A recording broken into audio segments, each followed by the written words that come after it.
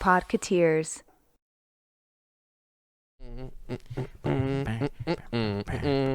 No. It's almost Christmas No. time. It's coming. No. It's coming soon Hey. today. Yo. Unless we're did talking you- about Haunted Mansion Holiday. No. Can we talk about the fact that Spirit Halloween now has a Spirit Christmas? I'm very, True. very upset that they're only in New Jersey. Yeah. Because What's up with that? I think that's where What's their up with head. that? What's I up with said, that? What's up with Ooh-wee. that? What's up with that?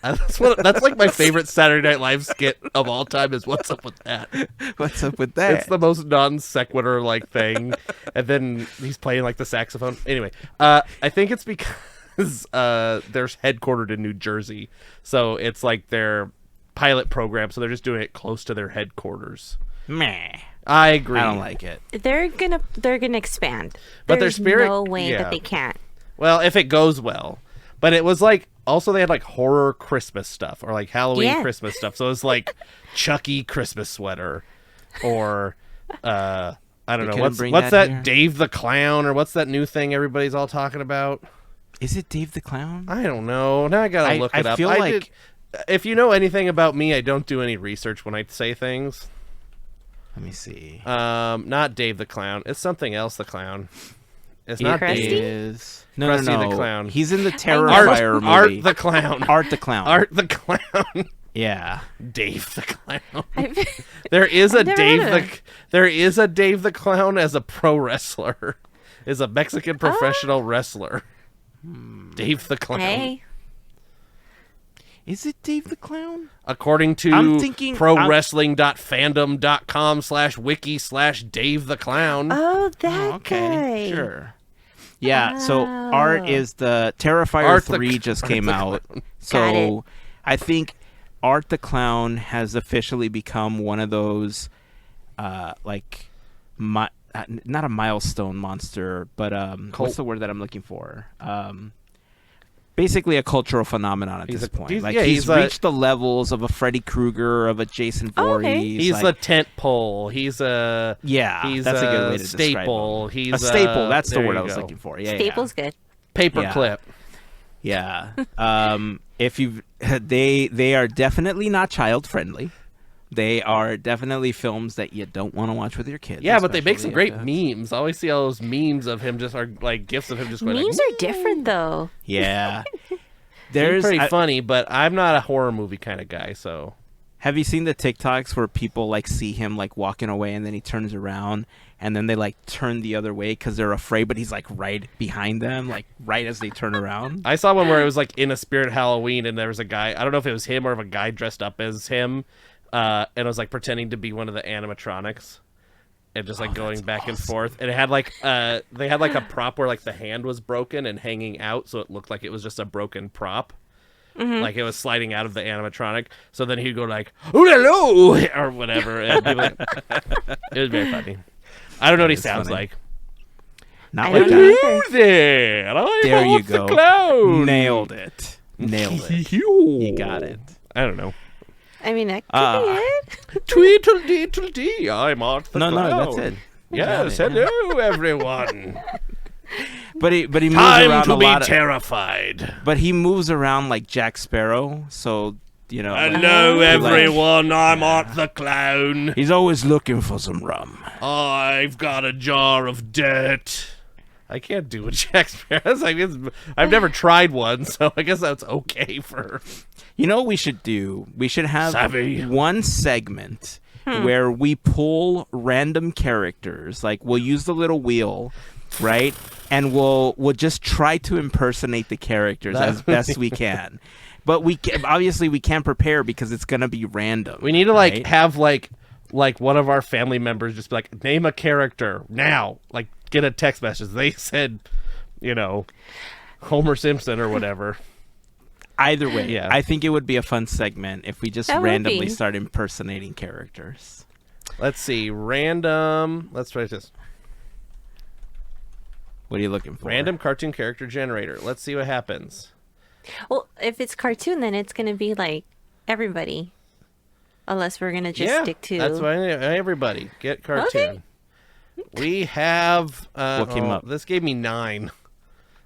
Nine characters? I just want 1. Hold on, I can change it to 1. Magneto. What was the first one? Oh. All right, that's all you, Andrew. I don't even know. Is Magneto in a movie? He's Just in do this. X-Men. Is that Ian McKellen? I mean, He's that's- like, It is. hello, Yeah. I'm Magneto. Nope, that sounds like Jason Statham. I can imagine Jason Statham as Magneto. Oh, Magneto, mate. I'm going to take all your metal from you because I'm got a magnet head. He became a pirate. It's all Jack Sparrow. I love it. Or we can impersonate other characters as Jack Sparrow trying to impersonate those characters. Oh god. All right, Jack Sparrow as... Mary Poppins. Oh, quantity is not valid. Oh no, I broke the website. Oh no. Get cartoons. I got 9 again. I'm gonna pick one what's the easiest one on here? What's number 4? Boom. Number 4 is Lisa Simpson. Okay, there you go. Play the saxophone. But as Jack Sparrow playing the saxophone As Jack Sparrow Lisa. playing the yes. I don't know. This is too complicated. I don't even. All right. I don't. We'll workshop the whole bit later. And then My we'll list of figure it 9 out. on this one were Silver Samurai. Don't know who that is. Tommy Pickles. Oh, Tommy Pickles. Oh. Gumby. That- Lisa Simpson. Iron Man. North Star. I'm Belle, stuck on Tommy Pickles. Moonstar, and Kazar. Tommy would be cute, but But the funny thing is, I'm trying to Jack remember Sparrow as Tommy, Tommy and Pickles. I hear Chucky's scratchy voice in my head. So Tommy is Tara Strong, right? and right. yeah. Yeah. So Tommy is a baby's got to do what a baby's got to do. Yeah, but like it's very like a baby's gotta Well, do I can't what do a it. baby's gotta do. It's A very baby's hectic. gotta do what a baby's gotta do. Boom, nailed it. Perfect. Yeah, Perfect. I yeah. don't. Anyway, Let's Spirit- go, babies. So let's go, babies. I'm We got tired of having responsibilities. Forget the black pearl. We got the reptar. Oh, nice. Now we're in a Malibu giant Stacy. robot. I'm turning into Jason Statham. Back to Jason Statham. It's funny. Let's see. So that stemmed from Spirit Christmas, by the way. Just Yeah. if anybody's Oh, good. keeping track, Good. that was Spirit Yeah. Christmas. Okay. We just got off starting on a tangent. None of these things were on the topics for talking about today. So yeah, Spirit Christmas. What's up with that? What's up with that? What's up with that? We can run through need the to whole hear. tangent again if we want. Let's see. Oh, congratulations to the Dodgers stickball. They made it to the World Series Cup of No. Bowl. Super. No. Super No? or salad. Superb owl. The super salad. Yeah. No. So I I like know this is- croutons and Thousand Island. I like blue cheese. I don't eat salad. What am I talking about? Blue cheese has mold in it. Blue cheese. Have you That's seen what the that blue Jimmy is. Fallon So, thing? Melissa, I know we're making fun of it, but you got anything to say It's all about good. the Dodgers and their, what is it, 8th time? 7th time? How many times did they go into the Super Bowl of baseball? Oh, A lot. You're asking me a question that I. It's a lot more than that. Don't. Yeah, it's a lot more. Okay, But it I'll has look it up been while like, you what, talk like- about it. 20 years since they were last there or something.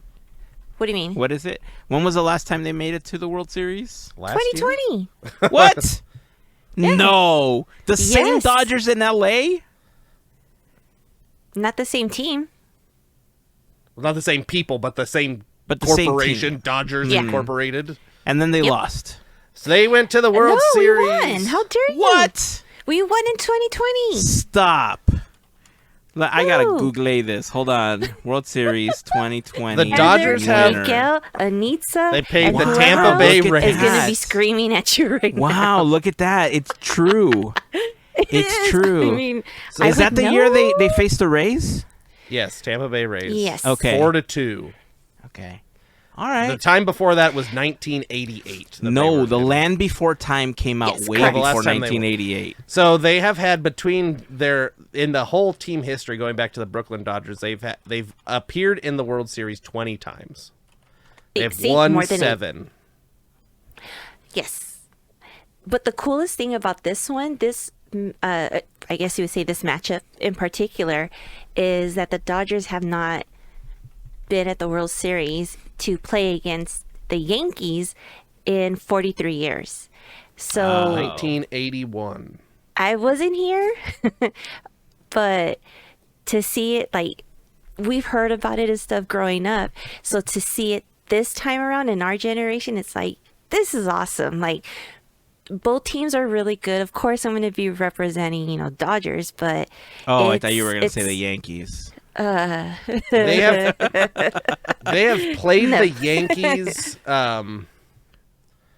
Let's see, 8 times in the World Series. Yeah. I'm saying like I know. Oh, I 11 times. They face the Something New like York that. Yankees and the Dodgers have played 11 times against each other in the World Series. The Yankees have won 8 of the 11. Wow. This is their That's 20. in the past. This is their 21st World Series attempt. I do know that there was a lot of people angry because they wanted to see a Subway Series. Yeah. And then when the Dodgers made it, they're like, forget baseball, blah, blah, blah, blah, I mean, blah. this was the way that they won is pretty awesome because they did it over there. They did it in New York. And usually in away games, it's a little bit harder mentally, but to see them like bounce back and be like, yeah, that's not happening. We're going. It's pretty sweet. So it hasn't even been a week. I want to say it was Sunday when they clinched and celebrated. But the first game is actually tomorrow. No, excuse me. Yeah, on Friday. Yeah. Yeah, it's on tomorrow. Friday. Well, technically, like, by the time we're done days recording, ago. it's like, no, I mean, it's like today. Oh, it's But, today you when know, we're recording because it's so late. Yeah, but... Yeah. So, insert hoorays or boos here. Yay. Well, maybe they lost. But they made it to the World Series of the Softball. games but what if will they go lost- on until the first. I know, but they lost the first game. That would be sad, and you go boo. But you cover your mouth so you don't have to sync it Oh, up. It's so like we that could thing just on have Craig to Ferguson. add... Yeah, So Oh, we I could just don't add the put that out appropriate there. sound. Yeah, that's I what I'm get saying. that. Either way, if we cover our mouth and then Heyzen I'm gonna tell you what we will boo. do it. I'm gonna tell you what we will boo. What? Apparently, all of the traffic that's going to be happening around LA that they are forecasting because of the game at Dodger Stadium. I live there's not more. in LA. I don't know if you know It's- of all the different events that are happening that day. Oh, I saw. Yeah. Yeah. Like every stadium, every arena, everything around LA has something going on. Oogie So Bash. apparently, if you wanted to make it to your event, you should have started traveling 3 weeks ago. Yeah, you should have Like, started. to make it to Stay your at a seat. hotel next to it, and then you can walk over. You need to airdrop yourself from a helicopter, just like parachute down or something. Or just start walking now. You probably make it. Oh, that would be Yeah, fun. and it would be cheaper. Yeah. Or get yourself like some mystical powers and like open up a portal and just walk into Oh the my stadium to your gosh, that'd be seat. great. We just Eh? like portal in right on the floor Right? seats. It's like, where did this portal come from? I need nachos. Hold on. Yeah, I would. Oh, if I could portal into Dodger Stadium to get nachos and a Dodger dog, I would go for that. And you would spend like Mm-hmm. $47 on those two things. But it's a Dodger dog and nachos, though. Like, couldn't It's you get like the nachos from churro at 7-Eleven? Disneyland. It'd be Who the same. cares? We'll It's not pay the it. same. Okay. It's not the same. Sure. See, the thing about the stickball is that anytime that I've gone to a game, the thing that's most enjoyable for me has always been the food and the beer. And I no longer drink, so it's just got to be the food now. Mm-hmm. And if I don't have the food, then I'm going to fall asleep. Baseball is the most boring thing to watch live. Baseball is way better watched on TV. I have to say Oh, it that. sure And is. I agree. Like, I've been to 3 baseball games, And I'm like, woohoo, let me go walk around the top part and see what's up there. How many stores can I go into? I know we have listeners angry at that comment. Yeah, whatever. Yep. It is very slow. It is a slow game. And I will say that of all the games that I've ever been to, yes, I enjoyed the food. I always enjoyed the food and the drinking and stuff the most. But the energy of the crowd, I mean, obviously for the World Series, the crowd is going to be vastly different. So the energy of the crowd, I think, is just going to be, ridiculous. It's always a party. But yeah, like every time, like the times that we sat on the benches in the outfield, it was hot as hell, but it was super fun. The pavilion. Right? But the pavilion, yeah, it was always fun back there. But then there was certain places, especially behind third base, where the higher you were, it was so boring. Like everybody's just kind of sitting there. There's not a lot of energy. Why am I here? I can see it better on my phone. So it just depends on the crowd that you're with. And the crowd goes mild. The last time I went to a game was probably 10 years ago at this point. Oh. I probably went somewhere around 20. No, it's been a while. Nope, I don't know. It could have been 10 years. I don't even remember the last time. Probably 10 years at this point. It was in the now demolished Oakland Coliseum. Oh, I know. That's a sad. The poor sad thing. Oakland A's, man. Has anyone checked on Larry? just to see. I mean, hey, I saw him at the wedding, and we were talking about it, and he's got some theories about what's going to happen with the A's, and I'm all for him, but we'll see what happens. I hope. He would have good insight. Yeah. He knows his stuff. Yeah. The funniest thing about the A's and their stadium and everything that recently happened was a gaffe that happened on a baseball cap that they released. Oh, let's call them the shadow caps. I'm not going to tell you what it is, and I'm not going to show it on the screen, but Google is free. Check out the Oakland Athletics shadow hat, and you will see what I'm talking about, because it was a fantastical thing that both Andrew and I agree we just have to figure out how to buy one. I want to buy one. Yeah. Also, I looked up a different poll that said how many. It says the Dodgers have been to the World Series 25 times on this one, so I don't know where they're getting that. They're number 2 in the most World Series appearances, because we're a sports podcast now. Boom. What number? Sports. What number do you think? What number do you think the Oakland A's are in World Series appearances? 902. Well, there's only 30 numbers. Gotcha. 57. No, there's only 30 numbers. They're 30. I actually don't know. No. Well, the Seattle Mariners have never been to the World Series. Yeah, so I know that there's some that have never been. I am going to say they are 27. No, you are 27. There's nobody that's number 27 because they skip around, because there's 1, 2, 3, 4 people that have only been once. And so those are all number 25. They're all tie. Gotcha. That's the Colorado Rockies, the Angels, 18. the Brewers, the Washington Nationals. They're 18. There is no 18. Okay, I was going to say 17 or 15. They are not. So 17 is the closest to 18. Those are 5 appearances. The Houston Astros and the New York Mets. They are not there as well. Huh. Ugh. 12. No one 12. likes that. The Philadelphia Phillies with 8. Are we getting closer? Like, you're getting you gotta closer. Tell us hot or cold. 7. 7. Exactly. Ding, ding, ding. Okay. So 15. Jesus. 15 World Series appearances. Wow. So they're number 7. So no slouch. They just were better in the past, I guess. I'm not. I don't know. We beat them in '88. I have very little recollection. Obviously, if I know very little about the Dodgers, I know even less about the A's. But was that during like the Jose Canseco period? I have no idea. Let's see. Oh, you're looking at the thing. No. It doesn't tell you in the thing? No, it just gives me a number. They've appeared in 1905, 1910, 11, 13, 14, 1929, 1930, 1931. Oh, they were 72, all early on. 73, 74, 3 years in a row. 88, 89, and 90. So another 3 years in a row. Oh and my then, goodness. So it could have been then. And then it was, I think like 2016 or something. I don't remember exactly. There was a couple more recent ones. Interesting. Oh no, those were the ones that they won. Huh. No, not 88. Oh, then that's just when they appeared then. Yeah, because I was going to say, no, you would have so many people messaging you about that. What do I care? I don't care. From the hey, troubles. listen here, Podketeers audience. I don't care about baseball. No, but be nice. That's what I'm saying. Baseball. What are they going to do?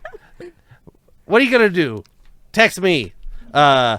I don't know. Who cares about baseball? That's on the Anitza. I don't know who's baseball. Miguel?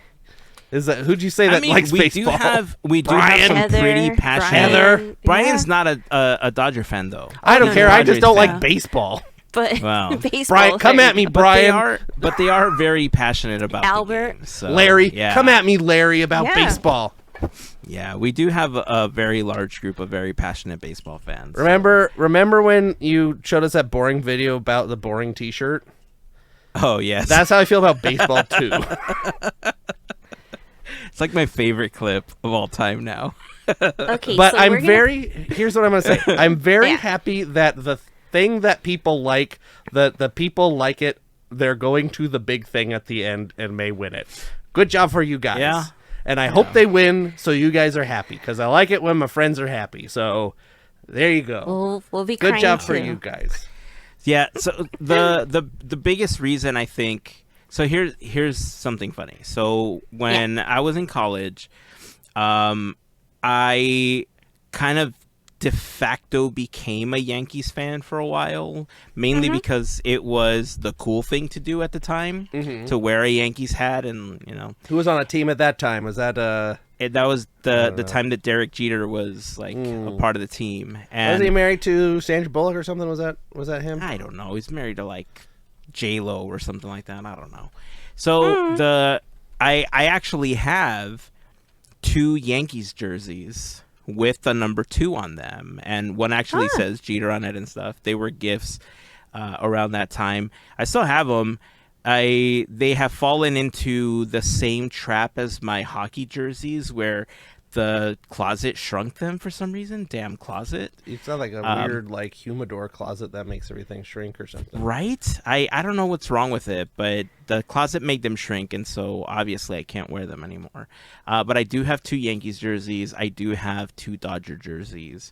I do have 1 Angels jersey, and all the Ducks jerseys that shrunk in the closet as well. So, but yeah, for a while I had the Yankees gear. I didn't wear it all that often, but I had it, and I did respect Derek Jeter for the workhorse player that he was, and I think that was the biggest reason why I was open to like being a Yankees fan or a Derek Jeter fan at the time.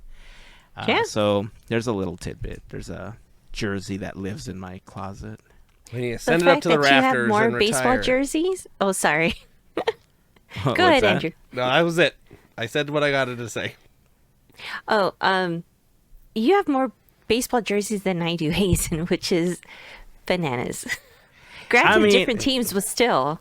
It's really funny to me because I'm really not a baseball fan, and I have so freaking many of them. You know what's funny? At the time, too, Disney had like really great baseball jerseys, and so I have 2 Eeyore baseball jerseys that I bought like the same year that I got my Angels jersey. And then I have what's the other one? I have a Winnie the Pooh one also that shrunk in the closet. Ouch. So you can wear it and look like Winnie the Pooh. Oh, right now it's even worse than Winnie the Pooh, man. The Eeyore jerseys were my favorite. I had 2 of them. I had a blue and gray one, and then I had an all white one that says Eeyore and had like him on the side and had like his butt sticking out over here on the edge. But yeah, the Eeyore ones were my favorite. I remember there was one other one that I wanted to get that I was never able to find in my size. But yeah, I have quite a bit. Like I have quite a few baseball jerseys, so even some Disney versions. But I actually considered getting us baseball jerseys, like getting like Podketeers stitched across, and like putting like our favorite numbers on the back of each one. And then I thought, is that too like is it gonna be like too Disney Social Club? Like I don't want to I don't want the social clubs to be like, you stole that idea from us. No, it's a baseball jersey. They exist. Custom ones exist. So there you go. And I will say that the idea, I'm kind of half stealing the idea, because when I met AJ and VJ, their social club, Pix Pack, at the time were the only ones that weren't wearing like the vests with the patches and stuff. They actually tried to like be different than everyone else, and they were wearing baseball jerseys. They had like really nice jerseys made with their logo. And I thought, man, that's really cool. I would love to have the same thing. So is it an original idea? Absolutely not. Am I kind of stealing it? Kind of. But I still think a Podketeers jersey would look pretty dope. I mean, look, you could have so many jerseys, so why not? At some point, it's going to live in my closet and shrink, and I won't be able to wear it just like all You'll the have other a ones. museum. Right? A museum of jerseys. Except that one I'll be able to frame and hang up right there, and I can actually say I wore it in game for 10 years plus. And then sign it. 'Tis mine. Boom. We'll sell it on eBay for 52 cents. Auction. Right? Man, I'm looking at my video right now. So I've been playing around with the lighting in my office, and we decided to kind of go purple, and then I realized the arc reactor's still super blue. And I've been playing with the lighting, and I have cooler lights on me, and it's so hot in here, I realize that I'm sweating, and I look like red, either from laughing too much or just from how hot it is in here. And I don't like it. That's the new lights. I don't like it. You need bangs. I do need bangs. I would look cute in bangs, right? Yeah. Pixie cut. Oh, I believe they call it a fringe across the pond. Fringe. Am I correct? It's a fringe. I don't know. So also Dodger related, on more of a sad note, but I did want to at least acknowledge it. Sadly, we lost one of the greats in the Dodger organization this last week. It's been a super crazy week because the Dodgers are obviously making it into the World Series, but Fernando Valenzuela passed away this last week. And I remember in the 80s, Fernando Mania, right? It was like he was everywhere. He was a superstar. You know, he had like 7, 8 shutouts in one season, and like 8 shutouts, yeah. And I just remember how big he was, especially like in the Mexican American, the Latino community, and, you know, what a difference his presence made, you know, in the bullpen for the Dodgers and for the game. And one of the things, obviously, I remember from being a kid is part of the reason the Dodgers are so relevant to me, whether I follow baseball or not, is just because they were my grandpa's favorite team. Right, the Dodgers, he pretty much never missed a game, whether he was watching it or whether he was listening to it. Like, he almost never missed a game for the Dodgers, and he was such a super fan.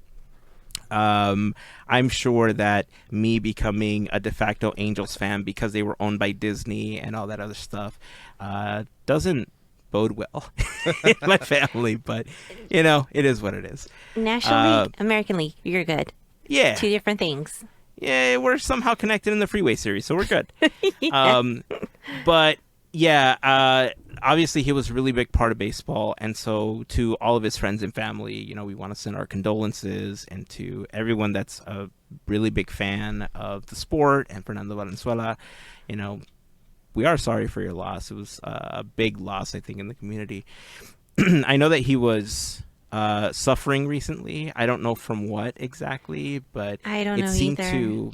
But I think I knew he was sick, but his passing kind of came as a surprise at the time that it did. So I saw a clip of him and Vince Scully when they were remembering him.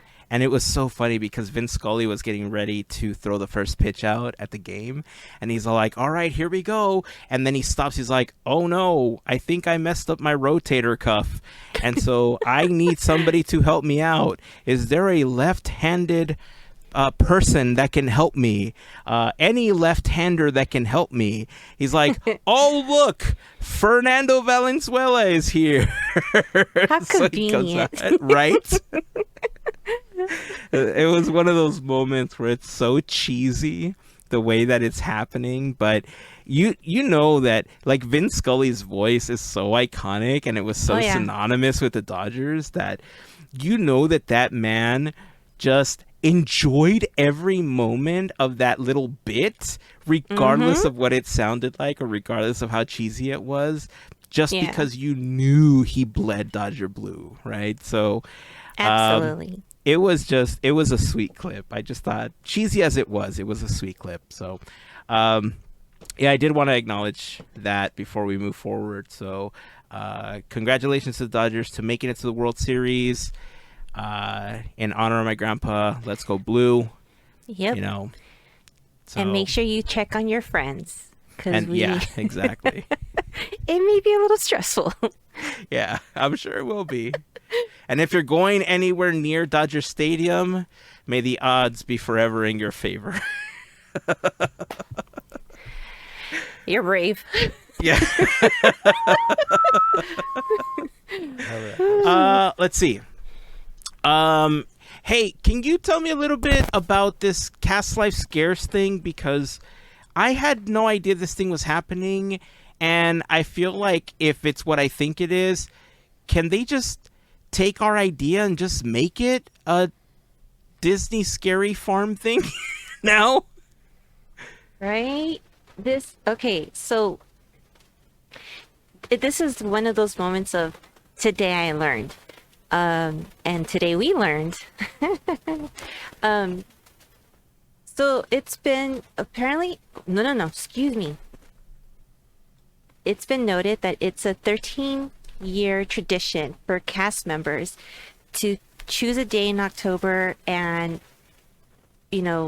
become a monster, a scare for other cast members. So they kind of have like their own little scare maze, you would say. And this took place over in Grizzly River Run. No, not Grizzly River Run. Redwood Creek Trail, right? Yes, across the street. And it sounds pretty cool because when it came up in our text, it was kind of like, well, we've been asking for this, and the closest thing we have is the Villains Grove, which is still pretty fun, but it kind of always felt like it would be more intense if there was actors. Yeah. So it was really cool to see this and know that they've been having it, which trips me out because if it was 13 years ago, I was still a cast member, but I had no idea, which kind of kicking myself for that. It's been I guess going I didn't know on everybody. For 13 years? 13 years. Yeah, 13 years. I had don't... no idea this was happening. 2011, I guess. Yeah. That's how math works, right? Yes. Somewhat. But to see like a scare with like ripped clothes, some makeup underneath so you don't see like behind the mask, to see that is like, that's really cool. I'm still waiting for Disney to just cross that barrier and offer that, since DCA is more of an adult park. Granted, I understand there's Oogie Boogie Bash, but some adults like us, we kind of want something like this. It would be fun. It would be different. You could make the villains like really scary. I mean, Doofenshmirtz. Put them in a dark corner. You're good. They're already ahead of the curve with that one. Right. Exactly.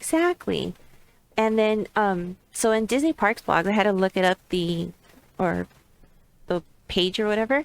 And pretty much you could see like in the picture of the cast that went off to scare, they look pretty cool. They look really, really cool.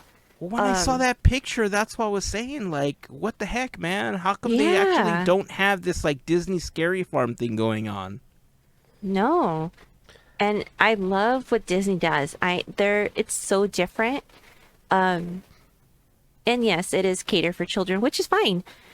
But this is fun. This looks really, really fun.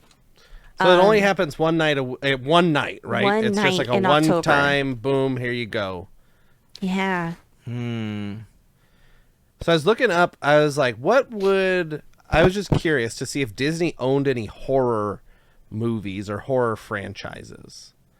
The horror picture show. That's really kind of like a that's in the Hulu comedy. pavilion. I know. But they apparently own Scream, the first 3 Scream films. Okay. A few of the Halloween films. Some of the Children of the Corn films. Hey, there you go. Some of the Hellraiser Redwood films. Listen, in the area that they were doing this, the Children of the Corn are perfect.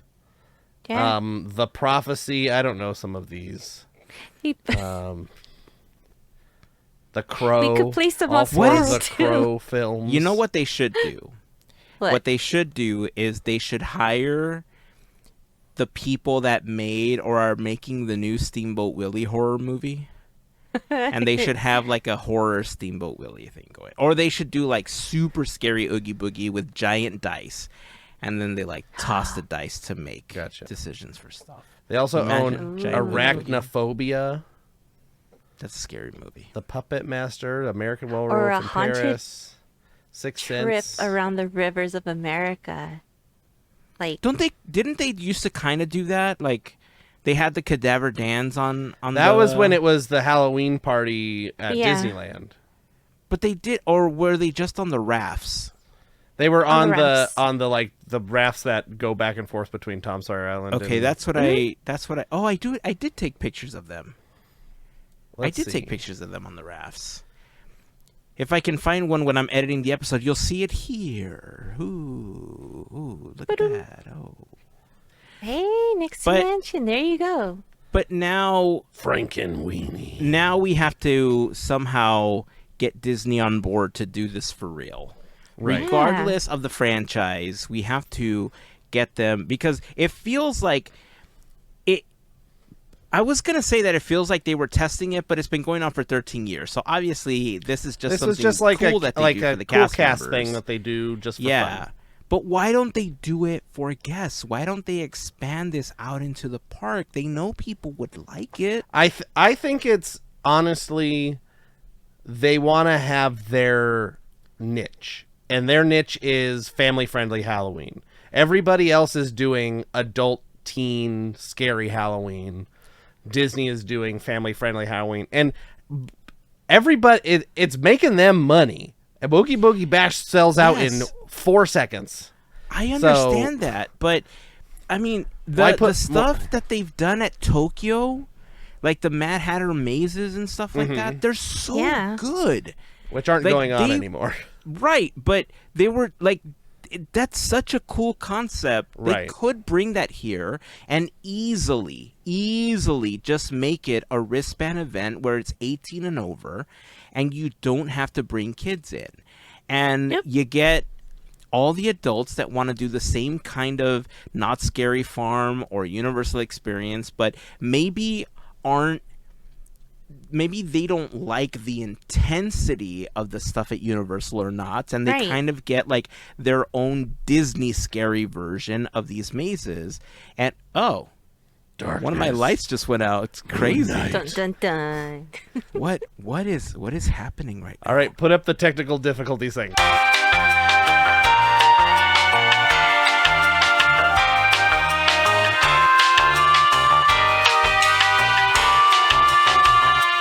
And we're back.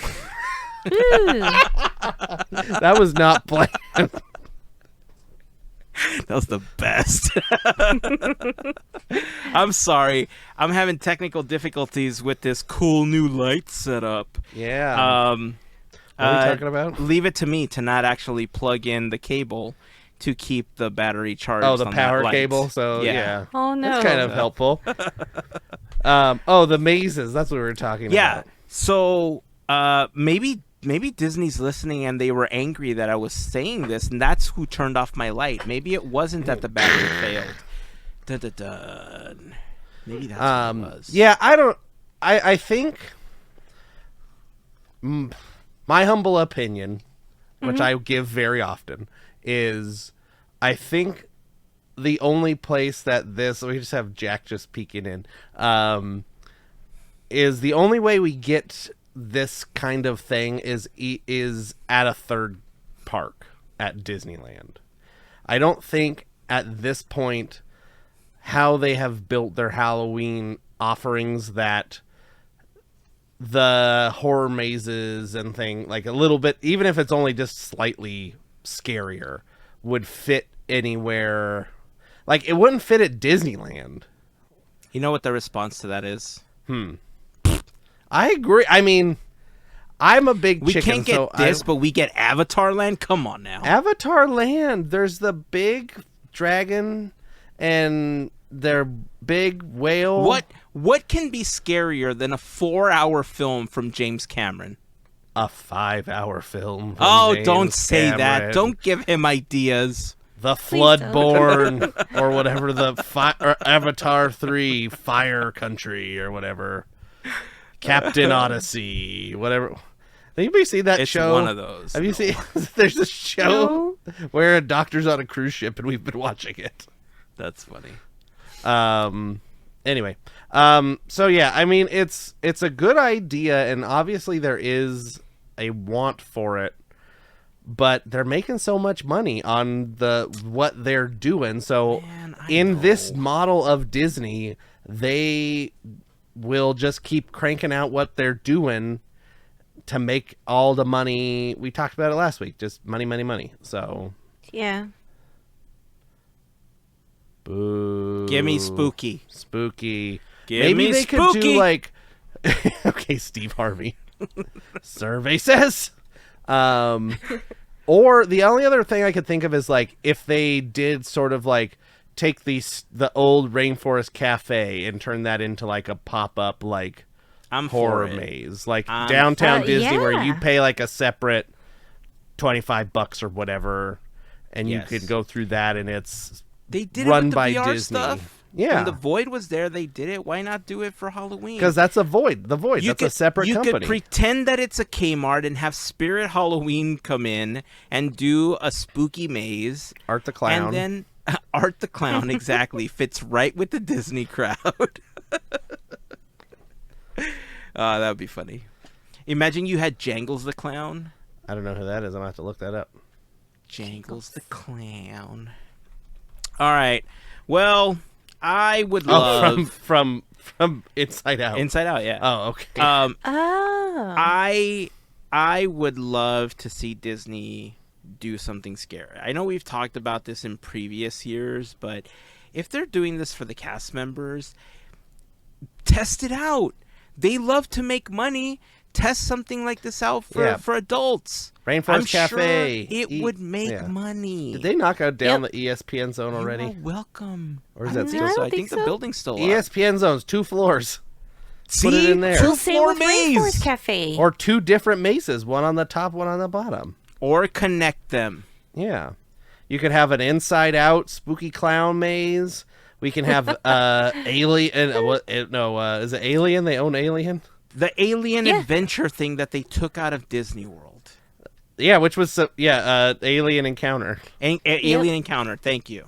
They could add that as a thing. Which is funny that it was originally concept as Alien, like James Cameron's Alien, or come on, whoever did the original Alien. James Cameron did the second one. Maybe it was James Cameron. Well, he did the second one. I don't remember who did the first one. Let's see. But it was supposed to be Alien, and then whatever, it fell through to not be the Xenomorph, and then it became whatever it is in that ride. It was Ridley Scott. Ridley Scott. There you go. David Fincher. David Fincher. Jean-Pierre Jeunet. Oh, okay. Jeunet. I don't know how Jeunet. to say his name. I'm sorry, I mangled it. Je m'appelle Andrew. Something like that. Je ne sais quoi. Zupadidoo. Man, the Alien franchise is old. 1986 was the first one. Next year they celebrate, or 2 years from now.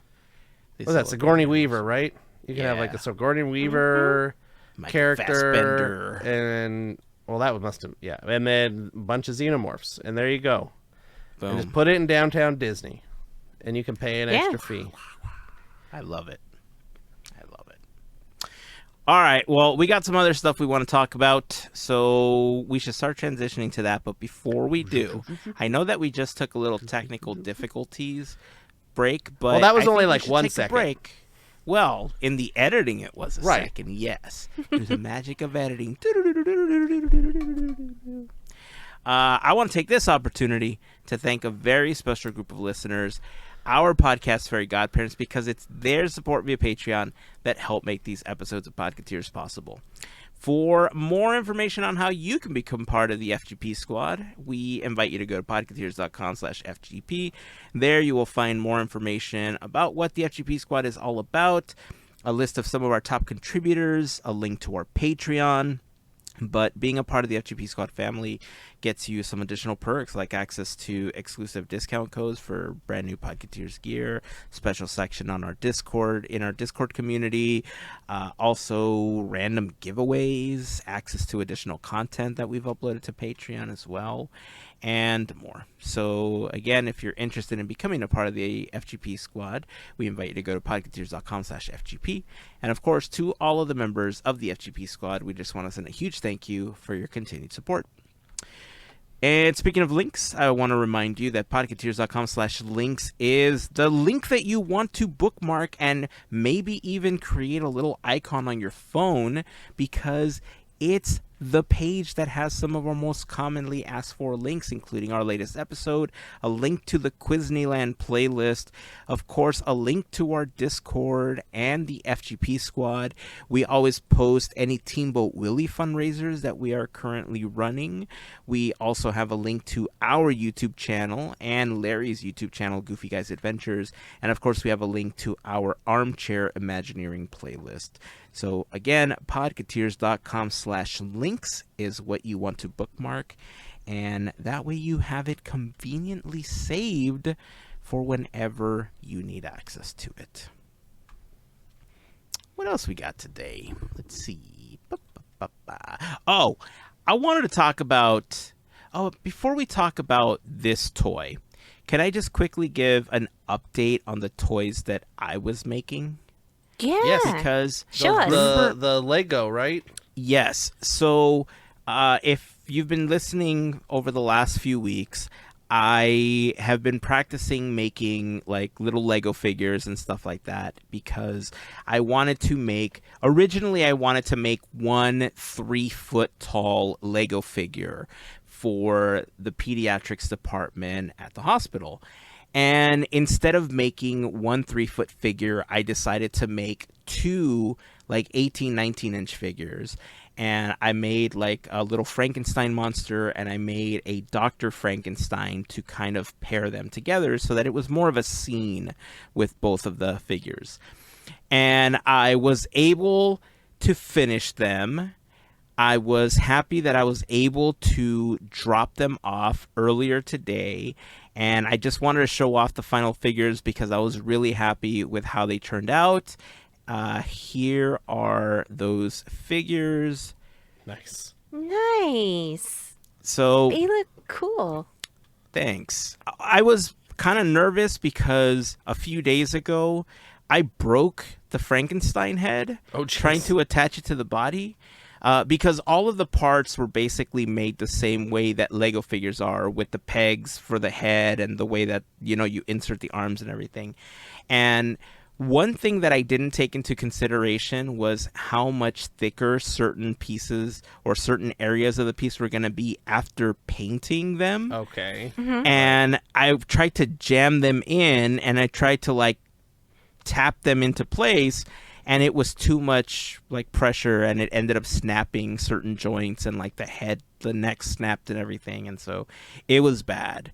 I I was kind of sad because I wanted like the heads to twist and everything, and I ended up having to weld it together.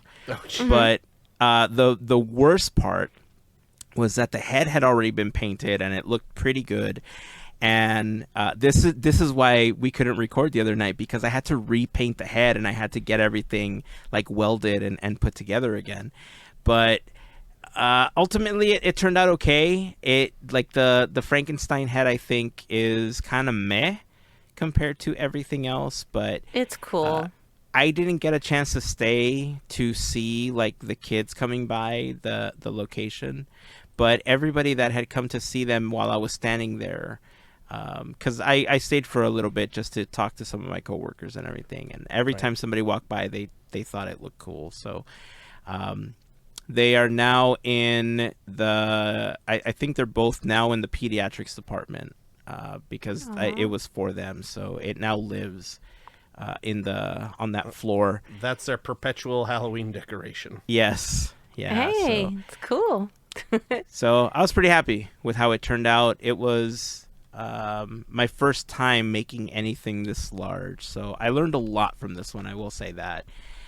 And making something this large, again, the next project that I think I'm gonna do, which is something that I want like for my shelf, is I want to make like a 1 or 2 foot Iron Man and a Captain America Lego, and just like put them up on display back here.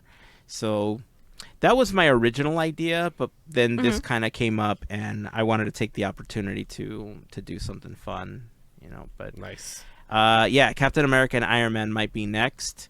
I guess technically Jack Skellington was next on a tiny scale. Maybe I should make Sally so that Jack has a Sally next to him. They can be like Jack and Sally if they want, or you could always... Anyway.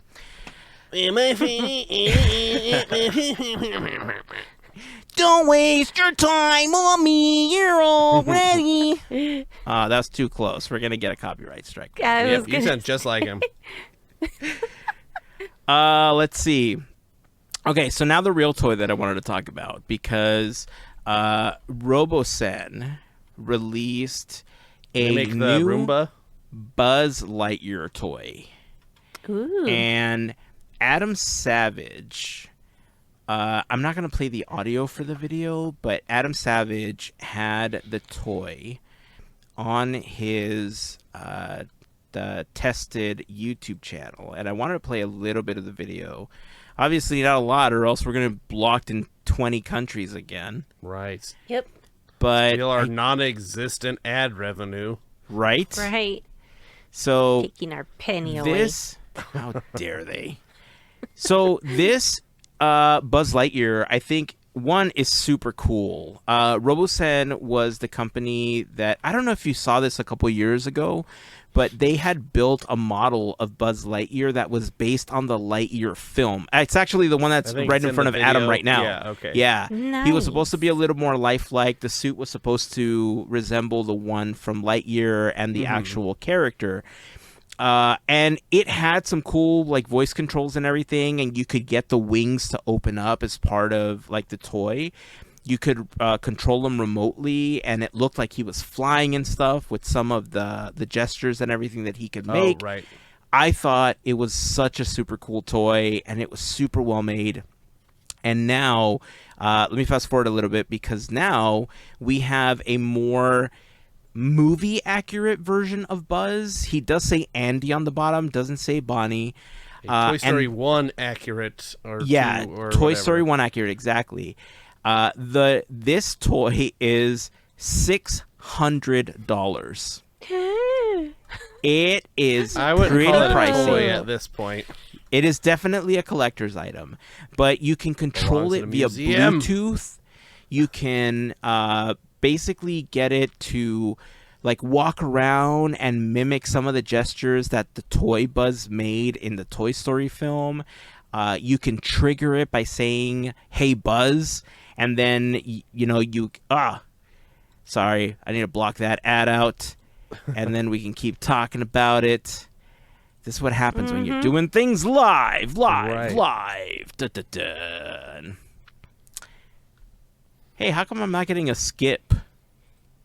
How dare they? Now there's a They know second you're That's a new commercial. feature. That's a Come new feature on YouTube. now. Feature, not a bug. Da da da da da da da da da da da. Boom. All right. So, $600. You can trigger him by saying, "Hey, Buzz." You give him the command, and then he's like, "Roger that." And then he goes off and he does stuff. And Like, reek. it's so cool, man. I love this.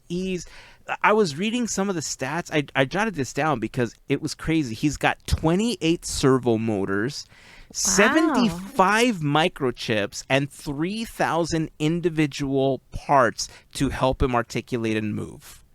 That's a lot of parts. I mean, it's a super advanced version of Buzz, and I just want one of these so bad. That is so Robosen, cool. if you want to send me one of these to test out and, I don't know, keep, I would be open to it. I would give you an honest review of how I feel about your awesome toy. Please send me one. I want to play the audio, but I know that we'll get blocked. I would say go to the Adam Savage Tested channel and watch this video over on YouTube, because what you're seeing right now is him triggering him with the voice commands and telling Buzz what to do, and he's just kind of following the prompts and doing what he can. But if I remember correctly, there's a thing where the Mrs. Nesbit thing is a part of it. Yeah, I want this toy so bad, man. It looks so good. That is. I wish he would dance. Can you imagine? Oh, I'm sure you can get him to do. He got kung fu action. Look at that. All sorts of great stuff. It's just amazing how, like, just, I guess, size. I mean, it looks pretty close to, like, size accurate, like, for Buzz, and they can fit all that into that size of a Buzz Lightyear shell, I guess. Yeah. The mouth impressive, moves and yeah. everything when he talks, and the eyes move. I know that was a thing that they go over in this video when I watched it. Like, you know, he can change his eye line and everything. It looks very cool. I would love one of these. Seriously, Robosen, if you want to send me one, I'm like totally open. I would gladly take one of these. He's maybe a little bit bigger than a regular Buzz, but still pretty dang close. Still close, yeah. What if you could have an actual toy from a character that was responsive like this, and you could like voice command it, you know, do everything, control it with Bluetooth? Is there a toy that you would want to see like made? Like, maybe give Robosen some ideas and they can send them to us so we could test them. Right. Ooh. What do you got? Zerg. Can you imagine A you companion could shoot, piece like, to Buzz? Yeah. And have him be like, boom, boom, boom, like Nerf gun attachment. That would be fun. That would be And then funny. both of them could have a duel. Pretty expensive, but it would be fun. It would be cool if they responded to each other, like they recognized Yeah. if they were in front of each other and they like went back and forth. And if somehow they programmed it in that if they heard another voice or there was motion detection, they would just stop and fall over. I think that would be super Well, funny. they have that fall over Woody and Buzz toy. Have you seen that one? I haven't No. seen that one. I should try and let's see. I had no idea that existed.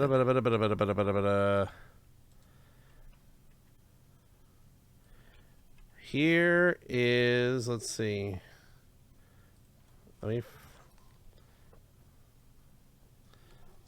Let's see. Here's a video that I found of it as fast as I possibly could. If you want to go to the about 4-minute and 50-second mark, once I put it in the chat, somewhere around Would you there. say 4 minute and 4:50. 4 minute 50 seconds. 4:50. Okay. Let me bring this up and then we'll take a look from there. All right, 4 minute. That's where that big bump is. Okay. Oh. You're my favorite deputy. It looks super smooth, man. Yeah. This looks like premium toy. Mm-hmm. And he looks around, and you can talk to that one. That one has some voice interaction, I think, as well. But he'll stand up there, and then I don't know exactly what it is, but it'll make him fall down. There he goes. He just goes limp, leans back a little bit, falls down just like they do in the movie. Oh my god, that's like the goats that you scare. Right. Boom. Look at... It's so good. He lost his hat! And then he's looking around while he's laying on the ground. But he doesn't blink his eyes, right? He's No, like... I don't think it's that much. I think it looks like it's mostly just a head turn, and then you can make him fall down. And this was 5 years ago when they posted this video. Wow, I guess it's older than I thought it was. Oh, he didn't lose his hat on that one. That's cool. So Yeah. that was called Talking Action. Is it the Talking Action, Woody? So you yell out someone's coming and that's what triggers the action? It seems like it, yeah. Man, that's such a good looking toy, man. That is just Toy Story really well made. for Disney Pixar Sheriff Woody with interactive drop-down action. Was listed on Amazon, is currently not available. Of course. It was Amazon. it was in conjunction with Toy Story 4, it looks like. Oh, okay. At least that's I how wonder the if that's why box they is had Bo branded. Peep out there. Yeah. Probably. It doesn't say Andy. This is a fake toy. It says a bunch of screws. This isn't. No. I like how they just keep showing him cannot laying on the accept it. table. Like, all I guess different. at this point it would just say Bonnie, right? It wouldn't even say Andy if Yeah. it's based on Toy Story 4. That's not his box. I like how he's also like all twisted in the box. What is this? I think it's just like to make the box smaller or something, or they're all trying to make the boxes the same size. I don't know. Well, there you go. I want one of those Buzz Lightyears. I think Right. that's one of the cooler toys that they've released, and they got a lot of cool toys, but the fact that it's so articulating and that the voice command and everything has come just leaps and bounds from some of the other toys. I had never seen this Woody, though. I think I would have wanted one of each, but that Zurg idea so that he like interacts with Buzz, I think is super fun. Do you have an idea, Andrew, of like what you would want to see? I'm not. I don't know. I was never like super into toys. My favorite toy as a kid was Thomas the Tank Engine. So probably that. I don't know what Thomas would do, but maybe we can just like have a little chat. I don't know. I Or would you say can have like a chat stuff with the now. narrator. Yeah, but yeah, George Carlin or Ringo Starr. Yes. Because I don't know, I got a bunch of toys back here now. Well, you know, kind of toys. See, here's a hold on. I got a little Thomas back here just because. This is one actually from me as a kid. The only one I had left. But yeah, I don't know. I hard to say. That's the first thing that came to mind. And then I thought Teddy Ruxpin, because that one already had like talking features, but that's also before my time. So McGruff the Crime Dog, he already talks on this podcast, so He does. He made a couple of appearances already. yeah, he has. Gonna have to add him to the credits now. Yeah. With Heyzen, Melissa, Andrew, and McGruff. And featuring McGruff. Featuring McGruff. Yes, surprise And the appearance. last one, I Guest think he was starring. also executive producer. for some Executive reason. producer, yes, by McGruff the Crime Dog. So yes, I have bad ideas. Bionicle, I don't know. What's a toy? I miss Bionicles. That was My one brother of the was cooler obsessed Lego by toys, 'em. man. They were really cool. Yeah. So yeah, I don't know. I'm bad. Do you have an idea, Hazen? I mean, if this same company was building it, I would want Tow Mater. I think having a little Mater follow me around and just be like, "You're the coolest, Heyzen."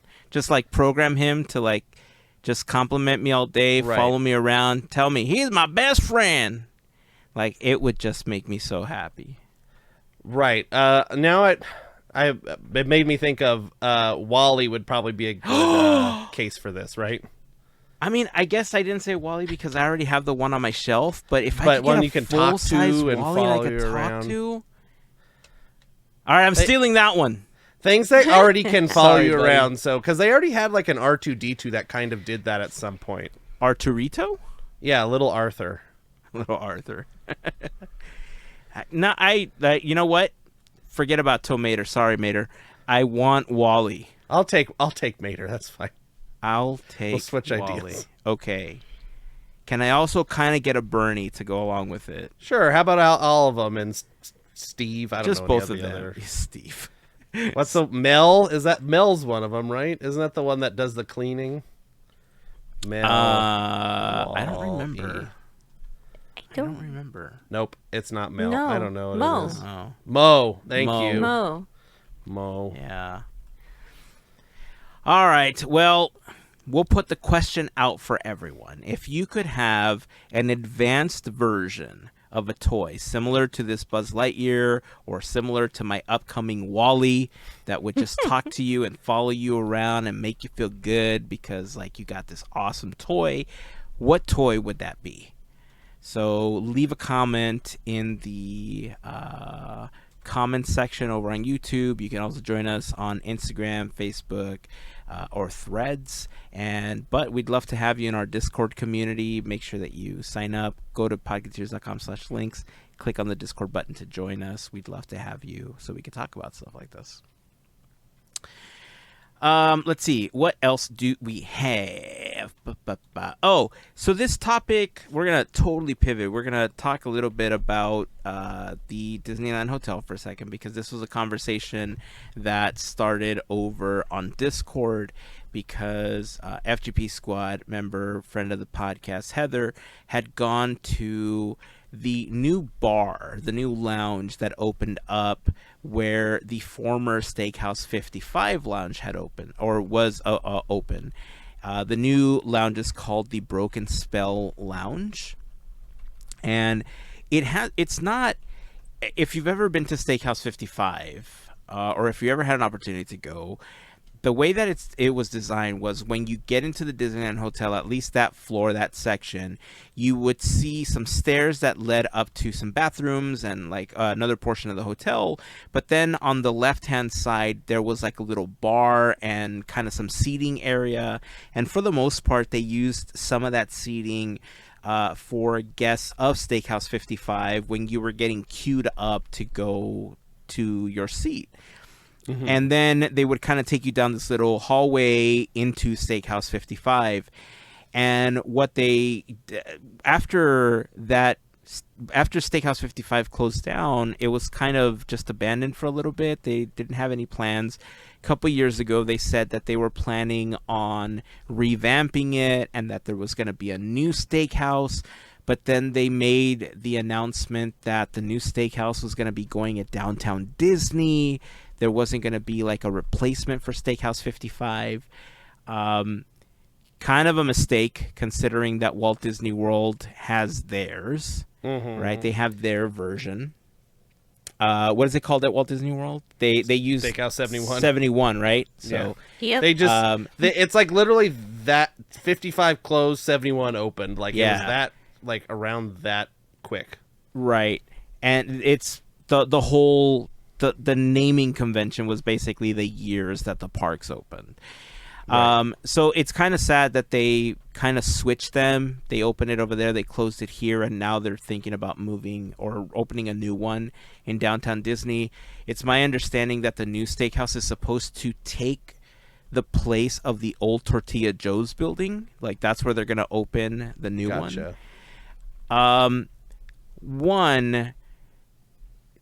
Do you think they'll ever use that space again for a restaurant? Or what do you think the fate of that area is? Because it's it's pretty much set up with the kitchen and everything to be another restaurant? Or do you think they'll use it to spill over the lounge? Like, what do you think Disney's going to do with that? That's a great question. I mean, it could be that the kitchen is just used for like room service stuff, and you know, I have no idea. It would be interesting. It's been quite a long time, really, really long time since I've been in there, so I can't even really remember the layout. But yeah, who knows? This kind of feels like a temporary thing. But again, I haven't been there, so I don't know like how dressed up it is.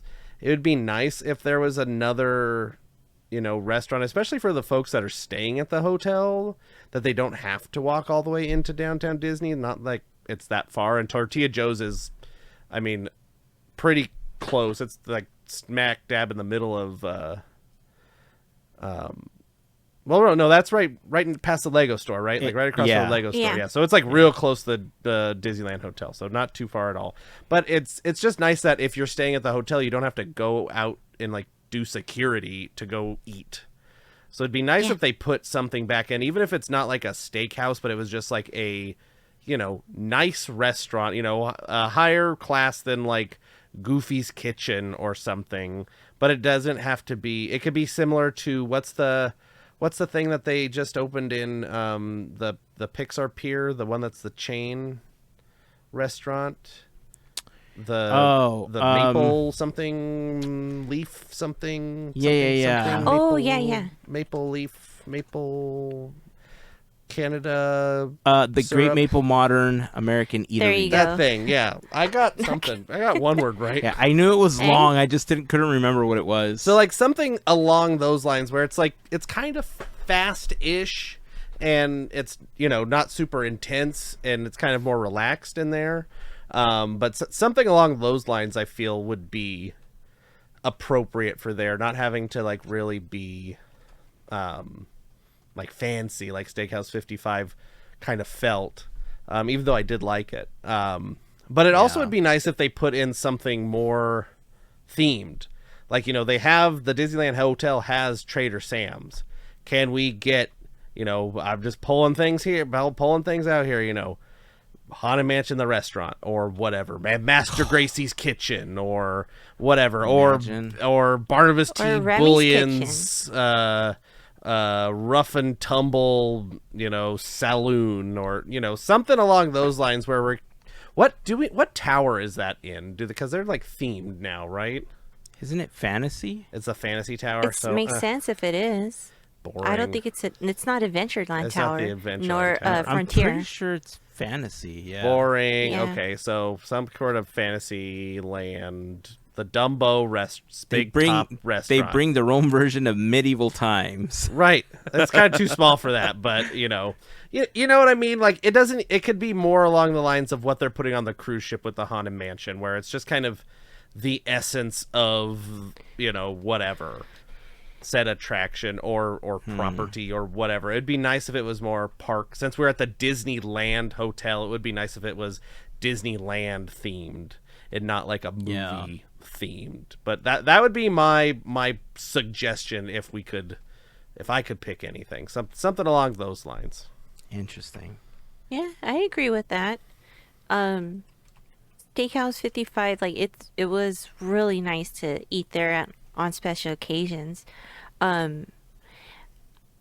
It was more, I want to say it was more like old Hollywood. So maybe if they were to, like you said, retheme it, it doesn't have to be like in your face. It could be like Carthay, where it's Snow White and it's done in like a really nice way.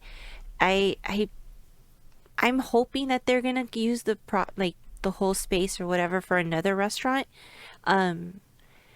because you have Napa Rose and it was more like each hotel had its special, you know, place to eat. Yeah. To have to go walk, I don't like that it's gonna be open, because Tortilla Joe's is like that. This was like more secure and not secure, kind of hidden, I want to say. Yeah. you know, Off you the you didn't beaten really path. see. Yeah. So that's the whole beauty of Disneyland or their parks in general is like finding little things like that. Downtown Disney, it just to me, it I don't know. I mean, if they want to have like a fancy restaurant, cool, but there's already so many. It's like let the Disneyland Hotel, woo, I'm hitting my mic. Let the Disneyland Hotel just have their own. I don't see them demolishing it. I don't know about the lobby. Would it make it like a full bar? I don't know. I don't see it because it's just a small space. Um, I mean, if they were to go the Fantasyland route, it would be actually pretty nice. I mean, imagine it to look like Mary Blair kind of pastel colors, like make it lighter Yeah. because it was dark inside. So make it a little brighter, enjoyable, have a little bit of like the music, but it's like barely there. So it kind of like has the essence. Mm-hmm. I think that would be pretty cute and fitting.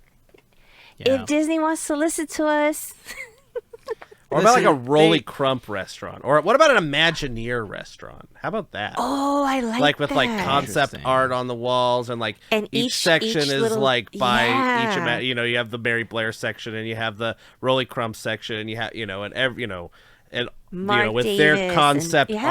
art and maquettes and Yeah. things around, kind of like what they did with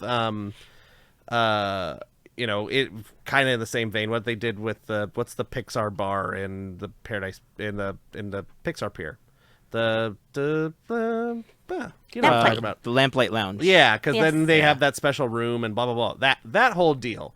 Yeah. So that would be kind of interesting too, kind of to jump off of that idea. Yeah. Pay Yeah, I homage mean, to all them. I guess the space is definitely smaller. So I can. I've been trying to, like, and I've been basically trying to figure out like where Disney stands and like what their mentality is behind this decision, because we've talked a lot recently about you know, Disney overpricing things and making it all about, you know, Andrew, you talked about how they're basically mandated to help the board make more money on a yearly basis. And so Steakhouse 55 was obviously one of those really it was one of those places on the resort that if you knew about it, it was a nice little quiet place for you to go get a really nice meal. My wife and I celebrated several anniversaries there. But the dress code wasn't like, it wasn't like overly dressed up, because I also remember there was at least one chalk walk about 7 years ago maybe, where we ate breakfast at Steakhouse Yeah. 55, like right after the chalk walk. So they weren't very strict, and I think they No. weren't strict on the dress code because they knew people from the hotel were going to be coming, and it Or wasn't people just from the specifically catered. parks. Yeah. Or people from the parks, Yeah. yeah. It wasn't specifically catered as the nice restaurant. People just treated it that way. Right. Right? And it was kind of nice that people treated it that way. Mm-hmm. So the fact that they have the new lounge outside and that they haven't really done anything with like the restaurant area, obviously moving the Steakhouse to downtown Disney, I remember posting this earlier on Discord, was my thought was, one, it's a bigger venue so they can fit more people, and that's obviously more money for them because they can cater to more people on a daily or hourly basis, really. But the difference between Steakhouse 55 being inside of the hotel and the new Steakhouse being out of downtown Disney is that when you're done with your meal, you're roaming around the hotel, or you're going straight to your room, or you're going straight to the parks, and you can kind of bypass downtown Disney in some ways. Whereas if you're in downtown Disney for the Steakhouse, you now have downtown Disney to roam around in, which means you're potentially going to spend more money, right? So the strategy behind putting it right smack in the middle of downtown Disney, I think, is just getting people to go and shop more after they're done with their meals, whereas they can't really do that in the previous location. Mm-hmm. And then Heather brought up that I didn't know that they had these, but she says that she remembers doing these afternoon teas. I had to look it up because I didn't know that they had those at Steakhouse 55. And it's funny that you mentioned kind of theming it like Fantasyland or theming it like Mary Blair or something, because when she said afternoon tea, my first thought was, why don't they re-theme it as like an Alice in Wonderland thing?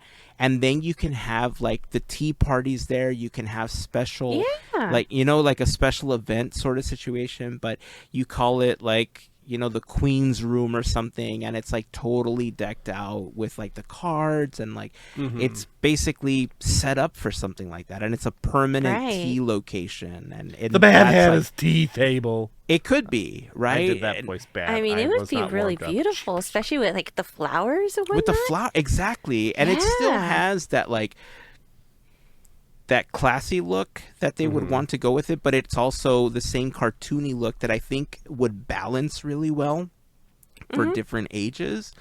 So that was the one thing that came to mind earlier when I was thinking about this, because originally I thought maybe they're just eventually going to use it for spillover for the lounge, where if there's a lot of people or there's like an event or something, they have another area to put people in, you know, for the lounge. But then if you're putting them over there for the lounge, why not offer food? And then if you're offering food, why not just make it a restaurant again? Exactly. You know, it's so, it would be really interesting, I think, for them to just redress it as something else. I really like the Imagineer idea and having like a booth for each one, and then having their artwork or having that booth in their style. And then it would become a really exclusive place where maybe that's what they don't want. Maybe they don't want the foot traffic in the hotel, which is part of why they decided to move it to another venue, another location. But I mean, afternoon tea still seems pretty safe, though. Yeah. I mean, why not? It was up there in price, but it was worth it. So. Oh, yeah. Yeah. It's a lot more than just drinks. Yeah, it was one of the restaurants on the resort where I remember feeling like I got my money's worth at the end of the meal. And that's hard to say in a lot of places at the resort. And that sadly, that's been the case for a really long time. I know that some of the better deals were, like, for me, were always like the chicken dish at Plaza. I always felt like I got my money's worth, or the waffle plate at Carnation Cafe, I think, was also one of those, like, the breakfast meals that they had there were always like nice and hearty meals that you felt like, yeah, I paid $18 for this, but man, like, I got my $18 worth of food here. It's definitely not a dry hamburger from Tomorrowland Terrace, you know? So I guess we'll put the question out again. We'll do another question of the week for this one. If Disney was going to redesign Steakhouse 55, or the former venue known as Steakhouse 55, what would you retheme it as? And did you attend the afternoon teas, and would you like to see those return? Again, I had no idea that those existed, but like, even the afternoon tea will even work with, like, let's say Mary Poppins, right? I think there's a lot of things that you can do with it, but we're going to put the question out there. We'd love to hear your thoughts. We'd love to hear your ideas, and, you know, we'd love to share them in an upcoming episode. So leave a comment on the video if you're watching on YouTube, Instagram, Threads, join us on Discord, and tell us what you would like to see in place of Steakhouse 55. And a valid answer would still be, just bring back Steakhouse 55, Disney. Just do it. Do it. Do it. Bring it back. I used to love the prime rib. I want prime rib. Like I haven't had prime rib in a long time. I've looked this up because I was trying to figure out what the name of it was, because it's just called The Lounge. No, it's called the Magic... what is it called? The Broken Spell Lounge, I think. Yeah. I don't know. I just looked it up. It might be the Halloween themed version of it because this is also a apparently it's been open for a year. The lounge at Steakhouse 50. I thought it just reopened. I don't know. I'm just looking this up as a year ago, and they had a very small food options. I'm gonna look up Broken Spell Lounge because I'm so confused now. I know we did the whole thing where we like wrapped up this topic, and then I always do the thing where I say, "Wait a minute, I was looking something up when you did that." Broken Spell Lounge. I don't know what to tell you. No, I thought it just opened up. I don't know. Now it says Broken Spell Lounge on here, so whatever. Ignore me. I don't know. Because I know they just have a bunch of like weird backdrops that are just on pipe and drape pipes. Well, no, the backdrops, if I remember correctly, they're supposed to be like Ivan Earl inspired. Like they're supposed to have that same. But they're just like printed and hanging there. They're not actually mounted to the wall. They're like on poles. Which makes it feel temporary. It's so temporary, right? And that's what I'm saying. Like, but maybe they do plan on making the lounge the area of Steakhouse 55 and changing the lounge so that there's like no foot traffic there, like to make it a more intimate thing where you can go have a drink, right? And if that's the plan, cool, I guess, because they could actually repurpose a spot. But if you're going to do that, just serve the food. Serve steak. So they have... I just looked up. They have some food. But it's appetizers, though. Chicken wings, Caesar salad, 4-cheese pizza, turkey club, steak frites, truffle fries. That's what they had before, too. Charcuterie pizza, Wagyu cheeseburger, molten chocolate cake. So if this is Sleeping Beauty themed, just make the whole thing. Just do it. Just do it. Add some thorns. Man, we can buy... What a deal. We can buy... going with this theme. Yeah.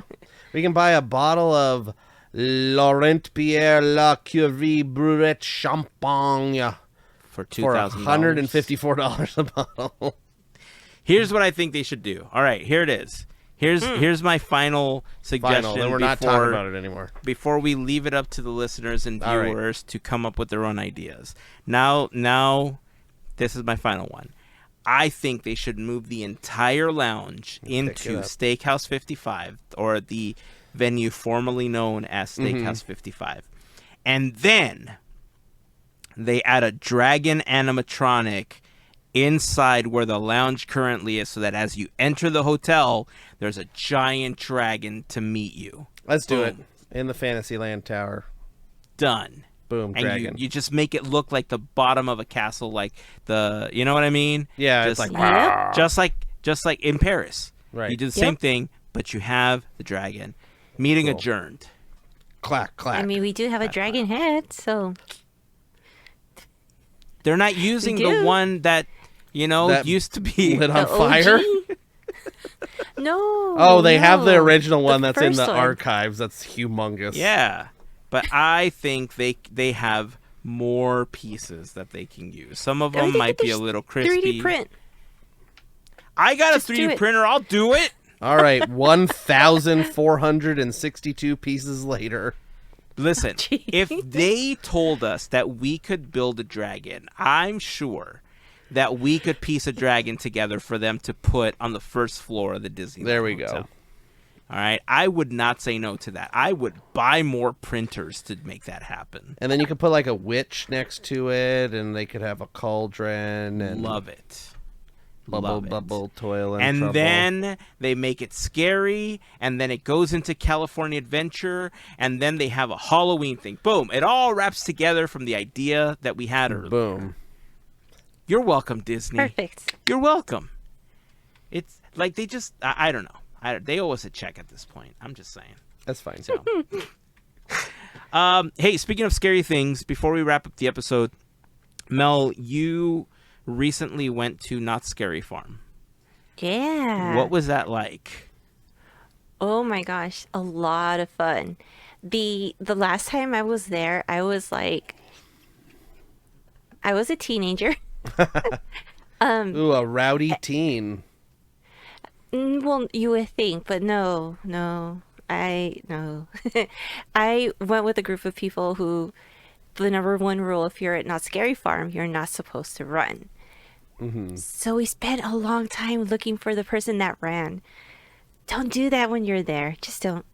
But they actually have necklaces that tell the scares like not to scare you, which is actually pretty good. So you have that option. But so I went to 16 last week. I went last week. Carry 4. Silent Q. I know. I was trying to think. I'm like, wait. When did I go? Okay, so I went in thinking, you know what? I'm going to try this. Let's see how far I could get. And I actually found myself not to be anxious. It was great. The environment was spooky. You had your scares. You had the people who were coming around going after those who were scared because, it was easier and they loved it. So they fed off of that. But to see that, it was really, really cool. I got to do all the mazes. They had different mazes from a vampire theme, a boogeyman theme, cinema slasher. This one was fun because you kind of go through a theater in almost every scene, and it's a different slasher kind of style. They had that. They had the Prohibition era. They had they had one with spiders. I didn't like it. I did not like it. This is the one that kind of got me like, I'm covering my ears, and usually I don't. I'm like so into it and just laughing and just having fun. That one is Whittles, and that's a new maze that just came out. And it's just spiders everywhere. Like, just, if you want, watch the videos. There's plenty of them on YouTube. It's really twisted, and I was happy that they didn't have smells. I was told that some mazes did have them. I didn't smell anything. It was fine. And there was times I ended up being in front of my party, like 5 feet away. I'm like walking through this whole thing, and you get people that pop up and scare you, but it was just all fun, and I'm just like cruising through by myself, and I'm looking back. I'm like, come on. I'm like, where are you guys? It was fun. I guess I'm desensitized from the pandemic. Whew. It was fun. It was so much fun. And I remember when we were talking about Disneyland and how they were talking about value and all this stuff. I mean, for what I paid for Knott's, like just to do everything and enjoy it, was what, $60? And I honestly felt like I was at a theme park. Like, it just felt like I felt like I belong, and that sounds weird. It was just really cool. Lots of fun. Lots of different characters. Everyone looked good. I am going next year, and I'm buying myself a pass. Nice. Because I would go multiple times. Well, because you could get the Scary Farm pass, and it's like double the price of like the ticket, basically, or 3 times. Yeah. Like, it's like $150, and you get to go for the season. And I would recommend going, if you just want to go for 1 or 2 hours, go during the weekday. Because we did that, and it was just space, like elbow space, and not crowded. It's like, it felt good. Yeah. I think obviously there's been, I don't want to call it a resurgence, because I think it's always been there, especially for like the hardcore fans that have always gone to Halloween Horror Nights at Universal. I guess just becomes so much bigger and bigger every year that you can see the crowds just growing and growing and growing. Oh yeah. To the point where it just looks like you're packed in some areas, right? But like Not Scary Farm, it's always been popular, but it's always had a balance, because I think people tend to speak ill of Knott's Berry Farm because it's obviously a smaller park. It doesn't have like, it's got roller coasters and stuff like that, but it's not Disney / California Adventure sized when it comes to the entire park or resort, right? But when you talk about the value of what you got for, let's say you just went one time for that $60, when you compare it to the variable price range of an Oogie Boogie ticket depending on the night that you go. Yeah. And in most cases, a lot of the time people end up complaining about Oogie Boogie Bash because the lines to meet the characters are too long. They really don't get an opportunity to do like attractions. Much. They don't there isn't much to do other than stand in these lines and collect candy, right? So when you do talk about that value, I have a feeling that if Oogie Boogie Bash continues on this trend and Disney doesn't do something for the adult crowds, like we're talking about creating these mazes or giving the adults a little bit more of an experience, I think they're going to have more and more people going to stuff like Not Scary Farm or buying the season passes, which in turn will start to see more crowds in years to come, because you're just getting so much more, for less. You are. Right. I mean, even if you were to get, there's a ticket for $200, and it's a one-time thing. But if you were to even get that, you would get front of the line. You would get the buffet. You would get food. Yeah, Like, I'm you looking don't at get that at Disney. I'm looking at the prices of the tickets. and parking. The most expensive I could find is $274.99. Admission plus parking plus meal plus fast lane and fright lane. So that includes like their front of the line for the rides and front of the line for the mazes. The most expensive just single ticket, just regular admission ticket for Scary Farm is $84.99. And the cheapest is $59.99. And the pass when it was available was $159. Cheaper than one Oogie Boogie night. Right, $159 for the Exactly. season pass, or if you're already a Knott's annual pass holder, I think it was $10 less or something like that. 5.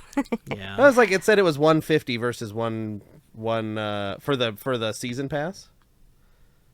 For Scary Farm, For Scary Farm season pass, it was like $150 versus $159 or something. I saw. Anyway, whatever it is, it's a little like a couple bucks off. Yeah. For the pass. So you did all like how many mazes? They have like 10 mazes or something like that. I think 9. 1, 2, 3. And 4, 5, they were 6, longer 7, than the ones 8. on at the Queen Mary at Dark 9, Harbor. Yeah, well, they have more space to work with. So Of course. I looked up the mazes just so the Widows is the one you talked about, and you talked about Cinema Slasher, right? Those were the two that you mentioned already. So then I guess the other one that was new this year is called 8 Fingers 9, the Boogeyman. Yeah, that's the Boogeyman one. How is that one? Scary? I'm assuming they're all scary. Well, they're creepy. This one was like a story that's being told in the maze itself. Okay. Did I remember any of it? No.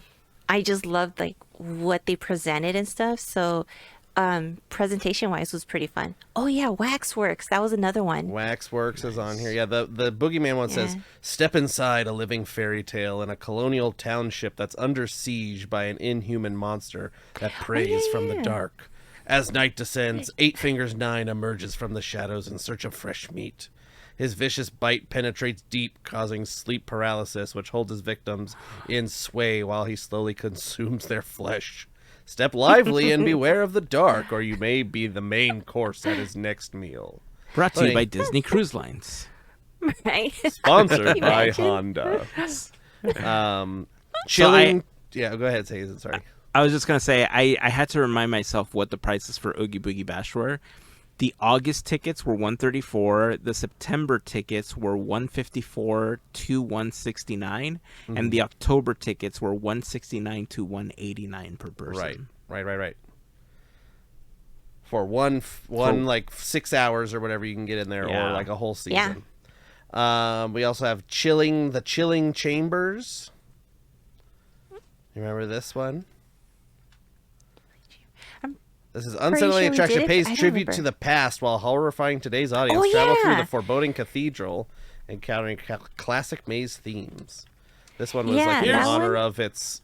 It's like all the mazes that they had, and I didn't know any of them, but some of them were fun. It's funny because this year, the one common thing that I've heard, especially about the two new mazes or the ones that you're talking about, is that people are considering Scary Farm this year better than Horror Nights. That's what I've heard too. And there's like so much excitement around it. So Mel, we are going to get you some camera gear so that you can vlog the whole thing next time. Yeah. And that way we could just put the content up on YouTube so people can join you in the maze and they can get scared along with you. There you go. Yeah. Real quick, I'll list the other ones. There's Room 13. Oh, yeah. That was the Prohibition one. The era. Let's see. Grimoire. Grimoire. It's French. Yeah, it's like kind of like one... the what's that book from that movie where they have the book. Anyway, ignore that. Ignore me. Go ahead. What you're gonna say? It's all right. Oh no, that one is like a campsite gone wrong. Yes. Okay. Yeah. They're like telling a story. Bloodline 1842. That was a vampire one. That one was fun. It was weird at some point because you had vampire killers, and it's like, oh, okay. But that was like one of the mazes that I was like far advanced that the actors were like really into it, which was fun. I felt like I was like in a movie. Right. Oh wow. That's funny. Origins, The Curse of Calico. Oh yeah, that one was cool. It's like all saloon kind of thing. It's like tied to the Calico mine, I guess. And then you said Waxworks, and then Mesmer. Mesmer, my first clown maze, and I checked it off. So. Good job. There was clowns, and you didn't die. Good job. Yeah. I did not. Which was the one with the spiders? The Widows. That's new. How big were the spiders on that one? Did they have like a giant Aragog like they do on the Harry Potter attraction? Oh, they had huge ones. They had some eating people. They had, which I would call the Borg Queen of Spiders. Nice. For you Star Trek fans, that, or for Disney fans, Supreme Leader. No, is it Supreme Leader? Captain EO? Yeah. You think me beautiful? A mix. Yeah. So a mix of that. But it was like you saw that, you saw the spider eggs. Every time I think of giant spiders, that's what I think about. I'm not sure if it's the Harry Potter experience. I don't think it's Forbidden Journey. But it's there's the one with the robot arm. Yeah, there's one Harry Potter attraction where there's this giant Aragog that appears like as you're like rounding a corner or something. And then there's like all the eggs and everything. Yeah, little spider. Yeah, that's the one they have in Hollywood. That's the one. Yeah. Okay. I've never ridden it before. I didn't. Okay. I couldn't close the seat. Oh. They embarrassed me in front of everybody because I couldn't close the seat. Friggin' jerks. All right, I think that's a good place to end the podcast. So, definitely recommended, right? Yeah. Have you ever gone to Horror Nights? No. No? I have not, because I don't want like a TV show to be so real, or something to be so real. Give me fantasy. Like very like IP. I don't want realistic. Like they had like a Ghostbusters one this year, I think. I would like to see like Slimer, like a hologram of Slimer. I think it's like a puppet or something. That'd be even cooler. If it's like a hologram puppet mix, that's there you even go. Cooler. Imagine a giant Stay Puft. Right. Just coming in, like just smelling like marshmallows. Or they repurpose the King Kong, or that's at Universal, but they can like repurpose. Yeah, Universal. The This is where we're at. Yep. Oh, right. Okay. So they can repurpose the King Kong animatronic, make that Stay Puff, and then Well, you they just have had the giant. Like, in Florida. They had a Ghostbusters show that had a giant Stay Puff head in it. get out! Yeah, I did not know this. yeah, very cool. I'm gonna have to look that up now. Look it up. It's pretty cool show. That's so cool. All right, that's where we're gonna wrap up this episode. It's almost Halloween time, so we hope that you're enjoying the spooky season. Spirit Halloween doing its Spirit Halloween things, almost Spirit Christmas, and oh, what was that? I heard. That sounds like the familiar sounds of. Oh gosh, maybe I no. just made it up. I don't know. No, not We'll see. yet. No. All right. It just sounded faint. It was just like creeping up. It's weird. boogeyman. So it's is that what we're saying? Is that what that was? We got Quizneyland this week too, right? Yes. What? Give us a preview. What's happening on Preview. Quizneyland We're this talking about. We're actually going to talk about some horror mazes. We're gonna. I go over all the horror mazes that were in Hong Kong.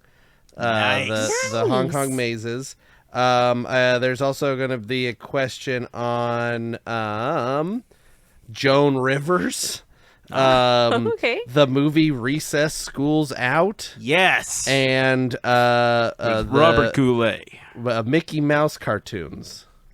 New ones? The newer ones. Mickey and the Roadster Racers, to be specific. With Chris Diamantopoulos? Chris Diamantopoulos. Also known as Brian the Boom Operator? Yeah, Chris Crumpalumpalumpskinesk.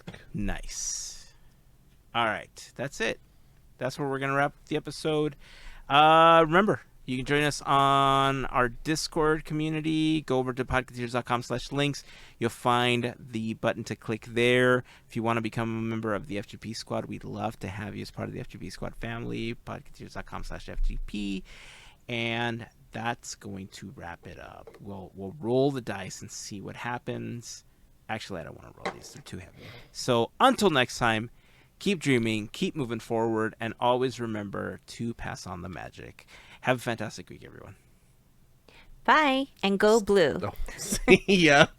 Go blue. And go Stripes. I don't Freeze know. frame, What's freeze the other frame. team? Stripes? They have a color? No. The stripes. No. Just Go Gray the and dark other blue team. stripes. Stripes. Everyone's like, no. Everybody hates Andrew. It's okay. It's fine. Okay, bye.